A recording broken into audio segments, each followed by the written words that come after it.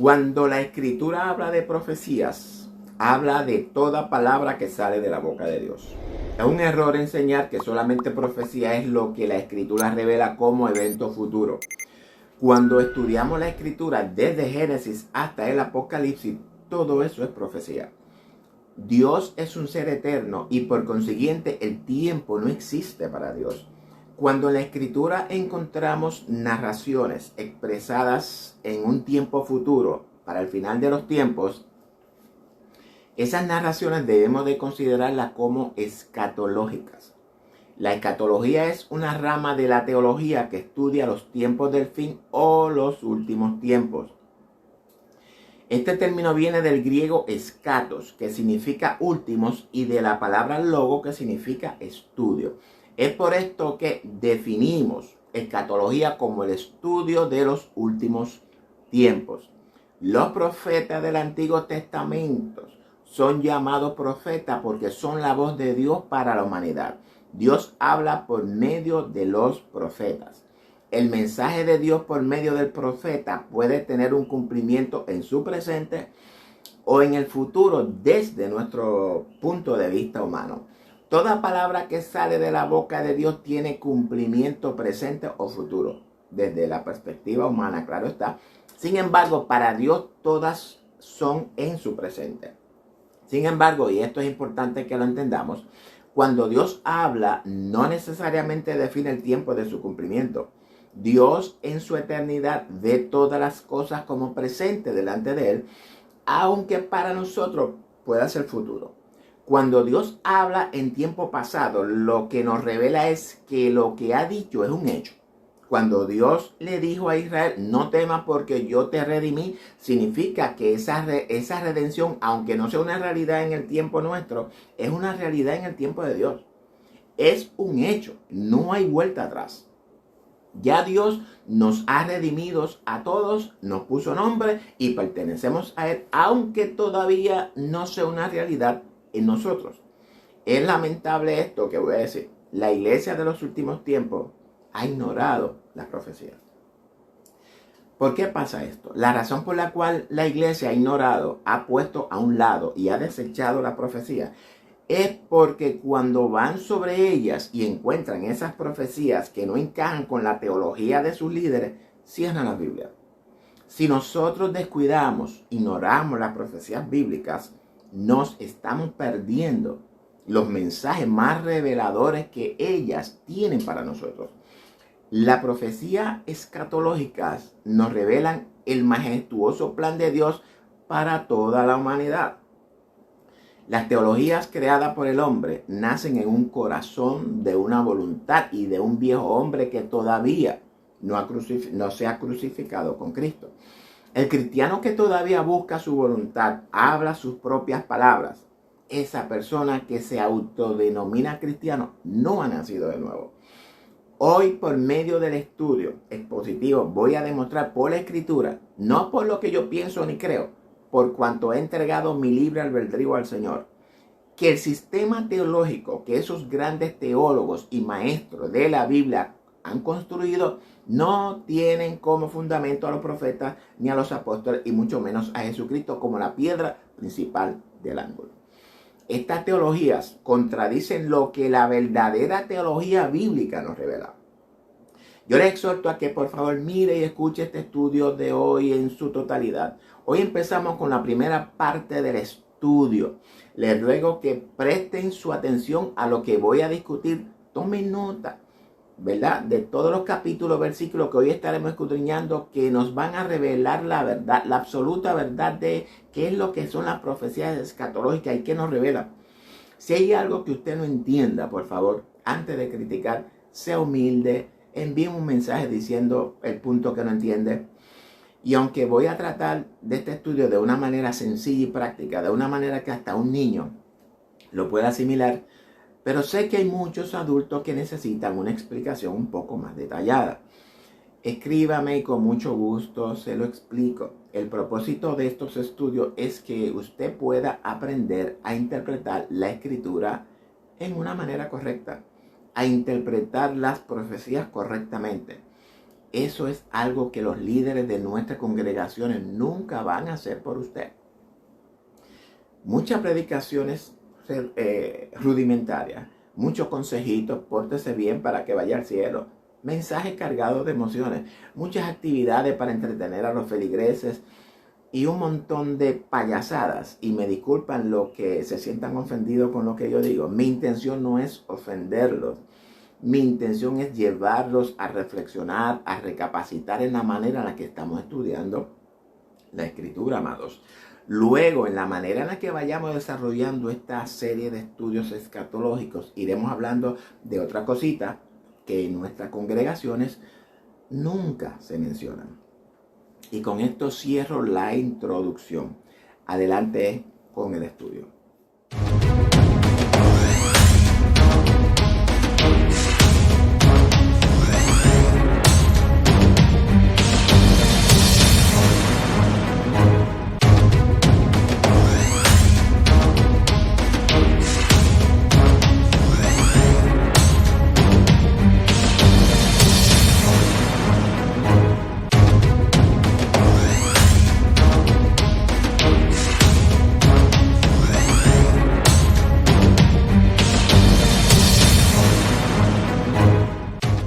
Bienvenidos a Biblia Estudio TV, tu instituto bíblico virtual. Soy Víctor Cáceres, desde el corazón del mundo, Puerto Rico. Un saludo para todos en el amor de Jesucristo. Si usted es la primera vez que nos sintoniza, dele gracias a Dios porque no es una coincidencia. Es un propósito que Dios tiene con usted. Antes de empezar, quiero exhortarles que, por favor, comparta este estudio bíblico con todos sus amigos y familiares en las redes sociales para que conozcan la verdad. Síganos en la plataforma de YouTube, Facebook, Rumble o X o Twitter, no sé. Ahora sí, vamos a empezar. La semana pasada empezamos con una serie de estudios proféticos escatológicos, el cual empezamos con el libro de Ezequiel. Se supone que empezáramos desde el principio, pero debido a todos estos eventos bélicos, atmosféricos e ideológicos que estamos experimentando en el mundo, decidí empezar a escudriñar las profecías que pudiéramos relacionarlas con los eventos que estamos experimentando. La semana pasada escudriñamos el capítulo 37 del 15 al 28 de Ezequiel, el cual entendí pertinente empezar por él, ya que era necesario que antes de entrar en los capítulos 38 y 39 entendiésemos, porque el capítulo 37 nos introduce a los capítulos 38 y 39. Y dicho sea de paso, los capítulos 38 y 39 dan fin a la profecía de Ezequiel. Y esa profecía culmina justamente con la venida de Cristo a juzgar a la humanidad y establecer su reino. Eso lo descubriremos durante este estudio y les voy a probar por la Escritura. Y los capítulos del 40 al 48 son capítulos escatológicos que revelan la restauración de la adoración a Dios. Revelan la construcción del templo. ¿Cuál templo? Obviamente no podemos pensar en un templo físico porque ya Dios no necesita un templo físico. Dios ahora nos tiene un templo espiritual. Ese templo en el cual restaurará la adoración a Dios es nuestro corazón, hermano. Y también revelan la reparación, la reparación de todo Israel o la repartición de todo Israel en la misma manera en la que Josué repartió los territorios literal. De la misma manera habrá una repartición de tierra espiritual por cuanto dice Dios que Él mismo es nuestra heredad. ¿Cuál será esa heredad que recibiremos? Pero esto lo podrán entender, no lo podrán entender hasta que ustedes no empiecen a escudriñar profundamente toda la Escritura. Esto lo encontramos en todas las profecías católicas. Quiero tocar panorámicamente lo que descubrimos en el estudio de Ezequiel 37. Les exhorto a que si usted no ha visto este estudio, la primera y la última parte, lo vean en nuestro canal de YouTube, Facebook y Rumble. Vea ambas partes para que pueda entrar en el contexto de lo que estamos analizando. En este estudio descubrimos cuál es el plan de Dios para toda la humanidad. También descubrimos que Dios toma a un hombre, Abraham, y por medio de ese hombre crea una nación, la cual es Israel. Israel significa congregación de naciones gentiles. Es decir, que Israel representa a todas las naciones de la tierra. ¿Dónde enseña eso? Pues en toda la historia, desde la salida de Egipto hasta el Mesías. Si usted no lo sabe, la Escritura, por medio de los relatos, nos va revelando las verdades necesarias que nos ayudan a construir el mensaje de Dios, que es el mensaje que Dios quiere mostrarnos. Es nuestra responsabilidad como estudiantes diligentes de la Escritura descubrirlas. En esos relatos encontramos el testimonio de Jesús, que es el espíritu de la profecía. A Israel podemos considerarlo como un presagio o un vaticinio del mundo actual. El Antiguo Testamento es un presagio del Nuevo Testamento. Y como si eso fuera poco, Israel es tipo del mundo actual. Cuando Moisés liberó a Israel de Egipto, esa nación, aunque era llamada los hijos de Israel, era una nación compuesta por egipcios, gentiles y paganos. Dios rescata a Israel y también rescata a los gentiles que se unieron a Israel. Estos grupos, dentro de este contexto, representan a la humanidad pecadora, amados. Esto es redención, una redención universal, y vemos que esta profecía tiene el testimonio de Jesucristo, como ¿verdad? Es el espíritu de la profecía. Hablamos también de dos palos, que significan, y lo que Dios nos revela por medio de ellos. Y al final, Dios revela que habrá una Judá y un Israel. Es decir, estos dos palos serán una nación. Habrá una regeneración o una restauración universal. Y más adelante vamos a estudiar los textos que revelan esta verdad revelada en la Escritura, que ningún teólogo quiere revelarla. Y no quiero que usted lo conozca. No tocamos el infierno ni el castigo porque esto no estaba dentro del contexto. Pero en los siguientes estudios de Ezequiel, de los demás profetas, lo vamos a estudiar. No se pierda ninguno de estos estudios. Ahora bien, tengo unas cuantas preguntas para que reflexionemos, porque es necesario que la iglesia reflexione. Si Dios revela por medio de Ezequiel 36, 37, y vayan anotando todos estos textos porque ellos revelan lo que acabo de anunciar, nuestros teólogos desconocen estos textos. Y busquen a Jeremías 31, Isaías 27, Salmo 126, Salmo 22, Eclesiastés 3:15, Osea 11, o Joel 18, Amós 19, Sofonía, Malaquías 3. Dice Dios que perdonará todas las rebeliones de Israel, sus idolatrías, sus maldades y todas sus iniquidades. Y solamente he sacado unos cuantos textos de las docenas que revela la Escritura. Surge entonces una pregunta. ¿Por qué a Israel en particular y no a toda la humanidad? ¿Acaso Dios hace acepción de personas? ¿Acaso Dios es un Dios parcializado? ¿Acaso no dice Juan 3:16 que Dios ama a todo el mundo? ¿Acaso no dice 1 Juan que Jesús es propiciación por los pecados de todo el mundo y no solamente por los de nosotros? Y si seguimos buscando, hermano, textos en la Escritura que hablan de la regeneración o la restauración de la humanidad, no terminamos. ¿Qué pretendo con esto, amados? Sencillo, lo que pretendo con esto es motivarlos, entusiasmarlos y seducirlos para que por favor escudriñemos la Escritura en su totalidad. No podemos tomar como base doctrinal a un par de versículos, capítulos o libros. La doctrina de Jesucristo tiene como base, fundamento, toda la Escritura. La doctrina de la salvación no se encuentra en los evangelios y en las cartas solamente.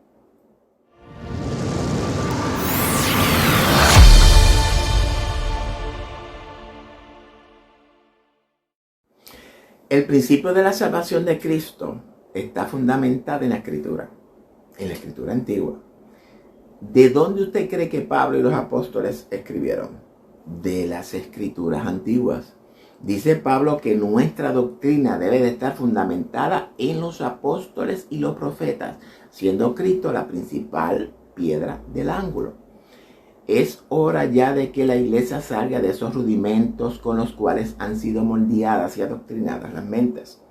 Hay que salir del jardín de infancia, soltar los biberones y empezar a comer comida sólida para que podamos entender lo que Dios nos revela en los capítulos 38 y 39 de Ezequiel. Necesitamos alimento sólido. Busquen sus Biblias y ábrala en el libro de Ezequiel, capítulo 38 y 39. Y hoy vamos a iniciar con el capítulo 38. Este estudio expositivo va a tomarse el tiempo necesario hasta que todos logremos entender Ezequiel 38 y 39. Es necesario traer estos libros, ¿verdad? Traer otros libros de la Biblia como complemento que nos puedan ayudar a relacionar o relacionarlos entre sí. Este estudio lo vamos a titular Gog, ¿quién es en realidad? Y es nuestra responsabilidad descubrir quién es este Gog que se ha convertido en un enigma para los teólogos y maestros. En estos últimos días he visto un auge muy grande en nuestras iglesias tocando al conflicto de Israel-Palestina.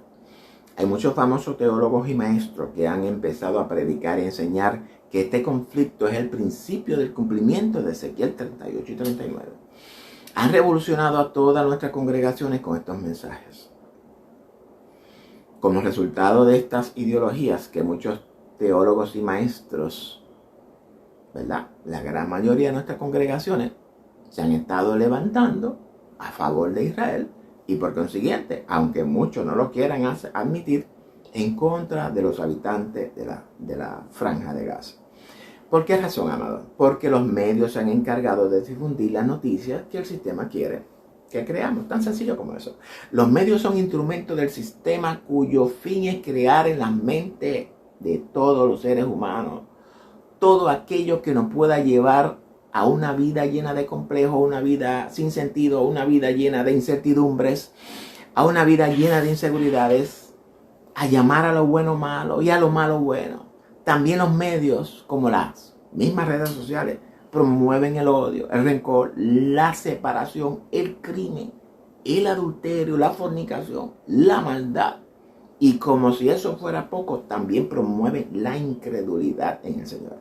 Nos han robado todo eso bueno que el Señor con lo que el Señor nos creó. Hablamos de un moldeamiento o adoctrinamiento de las mentes humanas para ejercer su control y dominio sobre toda la humanidad, amados. Esto es importante. Inclusive a la iglesia, si no están fundamentada en el conocimiento de Cristo también. Y esto es para que vayamos entendiendo que hay un misterio de iniquidad en acción ya. Y la función de ese misterio es controlar los corazones de la humanidad. Recientemente, y me dio mucha tristeza, escuché a un excelentísimo maestro de la escritura, un judío convertido al cristiano, una persona muy dotada en la escritura que hasta tal punto se ha convertido en uno de mis recursos. Este hermano en la fe dice en público que lo que el presidente Bibi Netanyahu está haciendo con cortarle los suministros a los gazatíes, que dicho sea de paso, esos no son palestinos, que esa acción del presidente es necesaria que se mantenga. Y cataloga a los de Gaza como criminales y llenos de maldad. Y eso es algo que a mí, ¿verdad?, ni yo ni mi canal apoyamos. Y estos comentarios influyen en nuestras congregaciones y la gran mayoría piensa igual que este reconocido maestro de la escritura. Sin embargo, esa no es la historia real. Y con esto no quiero que piense que tengo una postura parcializada. Mi postura es objetiva y muy objetiva. El gobierno de Bibi ha asesinado a más de 3.500 niños inocentes y más de 2.000 civiles inocentes hasta ahora. Hablamos de un genocidio a la luz de todo el mundo. Y esto lo hace el gobierno en nombre de Dios. Una cruzada. Ninguno de ellos relacionado al grupo Hamas. Y también reconozco que Hamas, no los civiles de Gaza, han matado a muchos israelíes civiles inocentes que no tenían nada que ver en este asunto. Actos criminales que no apoyo ni de Israel ni de Hamas. El grupo Hamas no representa a Gaza. Si hay una cacería, que sea una cacería contra Hamas, no contra los habitantes de Gaza. El país, uno de los países con el sistema de inteligencia mejor preparado y equipado del mundo, con un sistema, con una cúpula de hierro básicamente invisible, una vigilancia tan estricta que para usted poder entrar a Gaza, una mosca no puede entrar sin ser detectada. Sin embargo, su cielo fue violada, su seguridad fue violada y nadie se percata, sino hasta 7 horas después fue que escuché que el gobierno respondió. Y no sé si usted todavía se chupa el dedo, amado. ¿Sabe usted quiénes son las víctimas? Las víctimas son todos estos muertos, tanto de Israel como de Gaza, que han sido usados para satisfacer las necesidades egoístas, ambiciosas y poder imponer sus poderes sobre toda la humanidad. Pero más adelante continuamos con estas atrocidades que estamos viendo. La pregunta es, estos eventos que estamos experimentando, en particular el conflicto de Palestina-Israel, ¿será el cumplimiento de la profecía de Ezequiel 38 y 39? ¿En realidad creemos que esa guerra puede dar cumplimiento a Ezequiel 38 y 39? La respuesta a esta pregunta la vamos a descubrir en este estudio. Busquen sus Biblias, Ezequiel 38, y vamos a leer del 1 al 2. Solamente estos 2 versos vamos a estudiar hoy. Vamos a empezar descubriendo quién es Gog y ese contingente de naciones que él ha seducido para ir en contra de Israel y destruirla. ¿A qué Israel se refiere la Escritura? Y esto lo vamos a descubrir en este estudio. Voy a leer los 2 versos y luego vamos a ir sobre ellos en una manera expositiva. Y es importante que entendamos que esta profecía está relatada por medio de una metáfora. Eso lo sabemos por las figuras retóricas que usa el profeta. Ezequiel 38, profecía contra Gog. Y vino a mí palabra de Jehová diciendo: Hijo de hombre, pon tu rostro contra Gog en tierra de Magog, príncipe soberano de Mesec y Tubal, y profetiza contra él. Estos primeros versos del capítulo 38 representan un desafío para todo estudiante de la Biblia. Hay muchas teorías que identifican a Gog con Rusia, otro con China, etc. Dicha teoría obviamente no tiene ningún fundamento bíblico. Poner el rostro contra Gog significa que hay un juicio de Dios contra Gog, y este Gog está en tierra de Magog. Nuestro primer desafío es identificar a este Gog en tierra de Magog, y eso lo haremos con la ayuda del Señor. Fíjense que no dice que Gog es de la tierra de Magog, sino que Gog en tierra de Magog. La expresión en tierra de Magog nos debe de dar una pista para identificar a este Gog, el cual también es identificado como el líder. Y este término nazi, que se ha traducido como príncipe, pero en realidad lo que significa es un líder. No sabemos si es un líder político, religioso o qué tipo de líder es. Pero si somos buenos estudiantes, lo descubriremos. Y este líder es Rosh, y este término hebreo que significa, podríamos decir, cabeza, el cual se ha traducido como soberano en español. Y este término cabeza es interesante porque nos da la idea de ser un personaje, como se define en español, un soberano, que significa que no hay otro como él. Si usamos nuestra inteligencia, sabemos que el único soberano del mundo es nuestro Dios. Por tanto, esto debe darnos una pequeña pista que nos pueda llevar a identificar a esta cabeza. Y tomen nota de todo esto. Ahora bien, este Rosh o soberano es identificado por muchos teólogos, como dije, como Rusia. Si es Rusia o no lo es, pues eso lo vamos a escudriñar. Por otra parte, sabemos que Rusia no está atacando al Estado de Israel. Sin embargo, hay un poder detrás de todos estos eventos bélicos. Y dice el texto que este Gog es cabeza de Mesec y Tubal. Y aquí nos encontramos entonces con otro desafío. Vamos por parte. Primero tenemos que a Gog, y luego pasemos a tierra de Magog, y luego vamos a identificar estos 2 pichoncitos. ¿Cuántas veces aparece registrado en la escritura el nombre de Gog? Solamente hace referencia a 3 personajes. Primeramente al Gog que estamos analizando, al hijo de Semaías, llamado Gog, y a otro famoso Gog que lo vamos a encontrar en Apocalipsis. Estamos enfrente de un gran desafío, ya que este nombre de Gog no aparece en ninguna definición, por tanto se nos complica un poco la cosa. Pero ¿qué tal si quitamos al hijo de Semaías del medio y nos enfocamos en el Gog de Ezequiel y en el Gog de Apocalipsis? Vamos a leer lo que nos dice Apocalipsis de este Gog. Apocalipsis 27:9. Cuando los 1000 años se cumplan, Satanás será suelto de su prisión y saldrá a engañar a las naciones que están en los 4 puntos de la tierra, a Gog y a Magog, a fin de reunirlo para la batalla, el número de los cuales es como la arena del mar. Y subieron sobre la anchura de la tierra y rodearon el campamento de los santos y la ciudad amada de Dios, y de Dios descendió fuego del cielo y los consumió. Antes de proceder con el paralelismo, es necesario aclarar algo que sé que muchos se pueden confundir. Lo primero es que este pasaje estrictamente lo tomo para tratar el contexto de Gog y Magog. No voy a entrar en el contexto de este pasaje, el cual sabemos que es el milenio, como erradamente se ha interpretado. Esto que voy a explicar es para aclarar cualquier confusión que pueda surgir en usted. Dice el verso 7, cuando se cumplan los 1000 años, Satanás será suelto de su prisión. Punto que quiero aclarar sin profundizar en el tema. Hay un estudio del Apocalipsis 20 que hablo detalladamente de todas estas simbologías. Los 1000 años que habla aquí no son literales, sino simbólicos. El pensar que Apocalipsis hable de un reino que dure 1000 años es violar el texto. Segundo, Satanás no es una persona.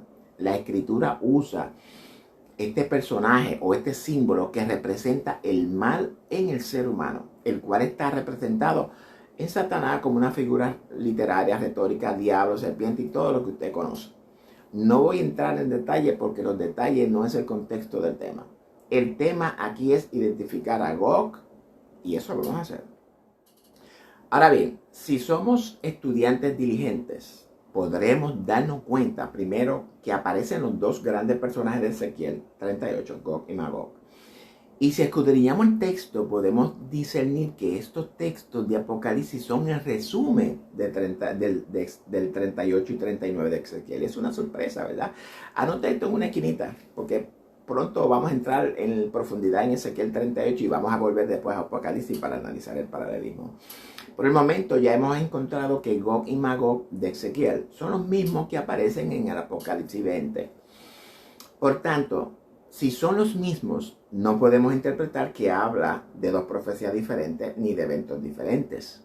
Recordemos que Apocalipsis nos revela un resumen general de la profecía del Antiguo Testamento. Y todo esto lo explicaremos, ¿verdad? Si así el Señor lo permite.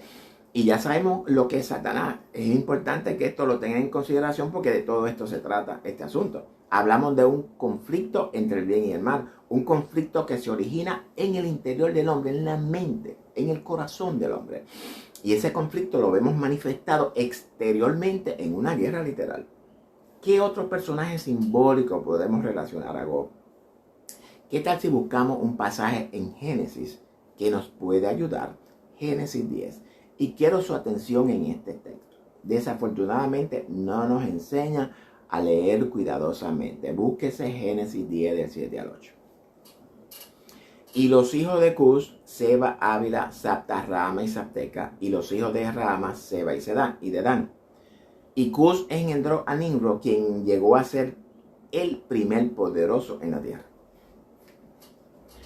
¿Cuántos hijos dice el texto que tiene Cus? El texto revela que tiene 5 hijos. Entonces, ¿por qué el verso 8 dice que Cus engendró a Nimrod?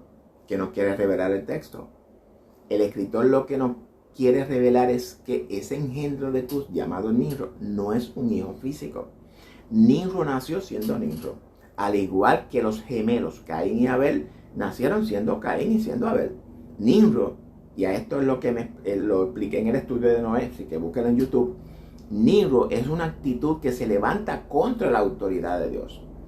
Es en Génesis donde encontramos por primera vez esta actitud rebelde que dice el texto que conquistó a Babilonia y toda Mesopotamia en esos tiempos.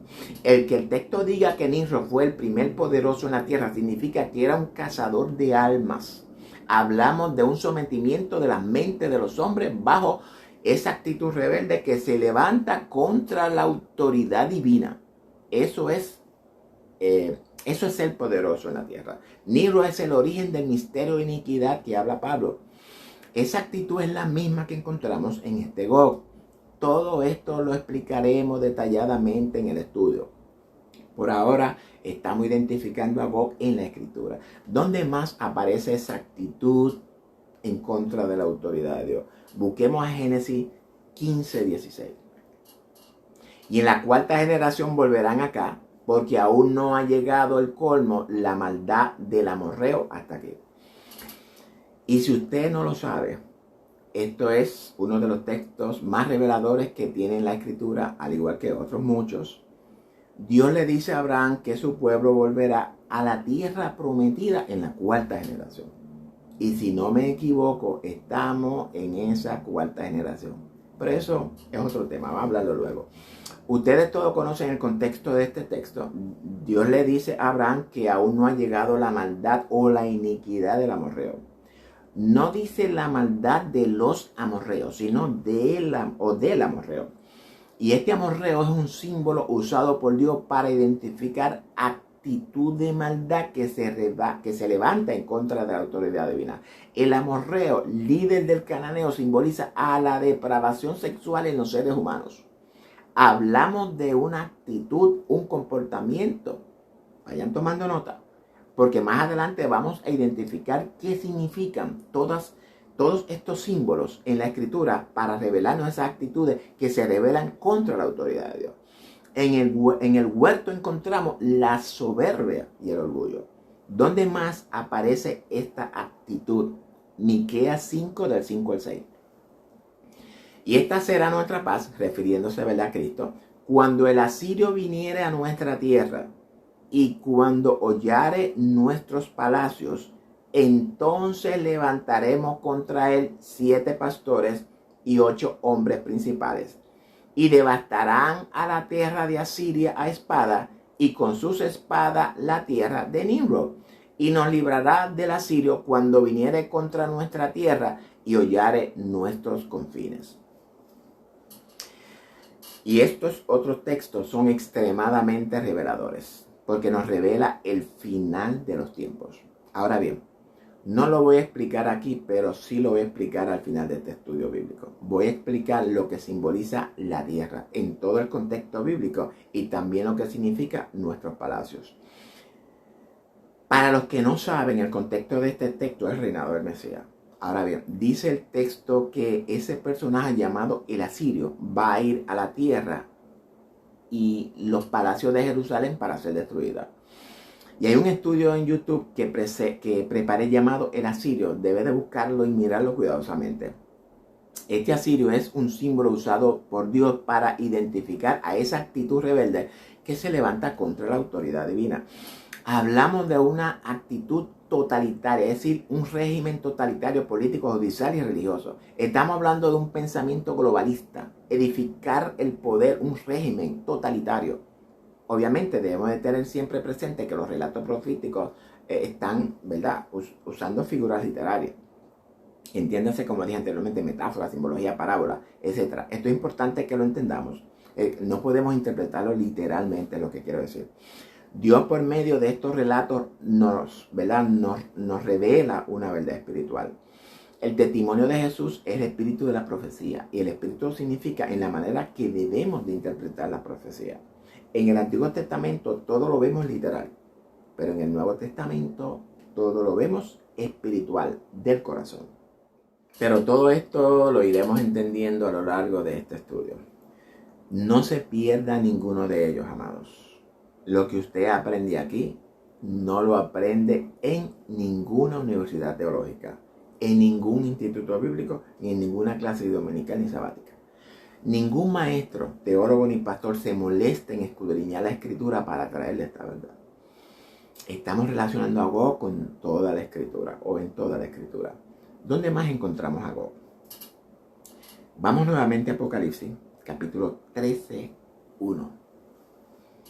Y me paré sobre la arena del mar y vi subir del mar una bestia que tenía 7 cabezas y 10 cuernos.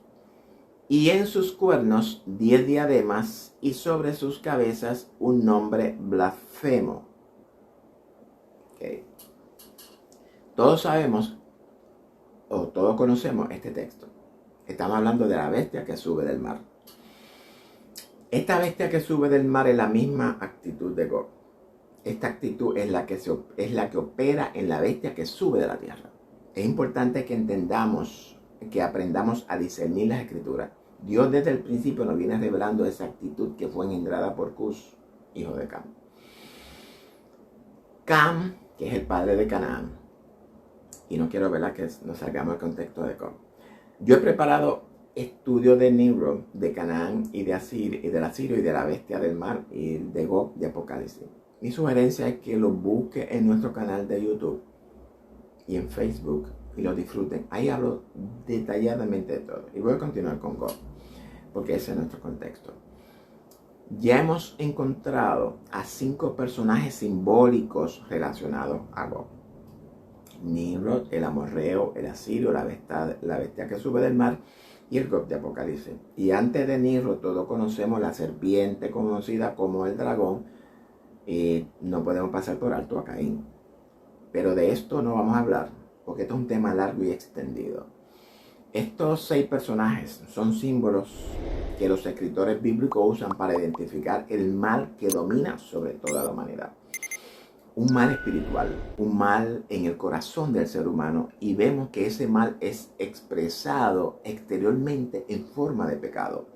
Es necesario que entendamos que lo que aconteció en el huerto fue algo espiritual. Y cuando digo espiritual me refiero en el corazón del hombre. Yo sé que esto es algo difícil de asimilar, pero usted y yo sabemos que todos nuestros problemas radican aquí, en nuestra mente. En mi mente hay una guerra civil, una guerra interna entre el bien y el mal. Nuestros enemigos somos nosotros mismos. Mi enemigo radica dentro de mí y dentro de usted también. Ese enemigo es el mal operando en nuestro corazón, en nuestra mente, siempre y cuando se lo permitamos. Ese enemigo es nuestro hermano gemelo, cuya función es sabotear y matar el propósito de Dios en nosotros. Ese mal o maldad es el que domina en las mentes de todos los seres humanos. Cuando digo que domina, significa que hay una bondad, una imagen de Dios en cada uno de nosotros, pero esa bondad o esa imagen está sometida al poder de la maldad. Recordemos a Caín, el malo que mató a su hermano gemelo Abel, que representa la bondad o la imagen de Dios en el hombre. El que Caín lo haya matado significa que la bondad o la imagen de Dios en nosotros está muerta, espiritualmente hablando. Y el mal es el que domina. Abel murió y Caín sigue vivo. El que tenga oído para el que oiga. Cristo vino para reversar esa operación en nosotros. Cristo vino a restaurar y darle vida a esa imagen del Padre que estaba muerta o sometida a la maldad. Y por otra parte, darle muerte a la maldad y someterla a la bondad o a la imagen de Cristo en nosotros bajo el señorío de Jesucristo. Pero esta imagen, para poder someter a la maldad y someterla bajo su dominio, es necesario que primero oiga la palabra de Dios. Crea en el mensaje restaurador de Cristo por medio de la fe en su sangre. Y entonces, por medio de la fe, el Espíritu Santo va a romper esa pared, ese poder del pecado que separa al hombre de Dios. Y entonces pueda el hombre entrar en el lugar santísimo de su corazón, donde se encuentra el Padre en usted y en mí. Eso se llama redención, primeramente, y expiación de nuestros pecados. Usted y yo somos salvos de la ira de Dios que viene sobre toda la humanidad, pero lamentablemente el resto de la humanidad sigue dominada por el poder del pecado. Y ahora nosotros, por causa de esa salvación, somos sus enemigos. Y esa maldad que opera en el corazón de la humanidad, esa actitud rebelde que se levanta contra la autoridad de Dios, se va a levantar en contra de la autoridad de Dios que mora en nosotros, en el templo de Dios. He tratado de explicar en una manera sencilla y práctica cómo opera esta maldad en los seres humanos y cómo nosotros nos hemos convertido en el objetivo de cada uno de ellos. Usted y yo somos el blanco en esta guerra. Es importante que entendamos esto para que podamos continuar con el capítulo 38 y 39 de Ezequiel. Nuestros teólogos y maestros leen, entienden e interpretan estos capítulos literalmente. Pero todos sabemos que este relato es una metáfora por medio, ¿verdad?, de la cual Dios nos revela una verdad espiritual. No podemos interpretarla literalmente, amados. Se lo voy a demostrar por medio de la misma escritura. La escritura es su propio intérprete. Perdón, y con esto vamos a detenernos aquí. Esta es la primera parte del estudio Go, ¿quién es en realidad? Agradezco de todo corazón su paciencia. Si hay alguien que no acepta esto que acabamos de estudiar hoy, lo entiendo, porque está escuchando algo nuevo, algo que no armoniza con lo que sus líderes han moldeado sus mentes. Y les ruego que analicen todos estos textos que he mencionado aquí. Analícelos cuidadosamente, busque la guía del Espíritu. El Espíritu de Dios está en su corazón. No tiene que ir muy lejos. Hable con Dios, pídale que le revele su verdad absoluta. Y de igual manera digo, si usted quiere que Dios le revele su verdad, usted debe de disponer su corazón para escuchar a Dios y recibir su verdad. Pero si usted impone su creencia sobre la verdad de Dios, tengo que sugerirle que se examine a usted mismo en la fe. El mismo espíritu que me guía es el mismo espíritu que lo guía a usted. Con la diferencia de que mi corazón está dispuesto a recibir la revelación divina de toda su verdad. Y esto lo digo para la gloria de Dios. Conozca la verdad porque la verdad lo va a hacer libre de toda esta falsa enseñanza que permea nuestras congregaciones, amados. Si este video ha sido de bendición para usted, les ruego que comparta con todos sus amigos y familiares para que conozcan la verdad. Y ellos también sean libertados de todo engaño. Yo les exhorto a que por favor continúen viendo estos estudios bíblicos. No dejen de ver ni uno solo de ellos. En cada video usted va a aprender muchas cosas que no lo van a aprender en ningún otro sitio. Amén.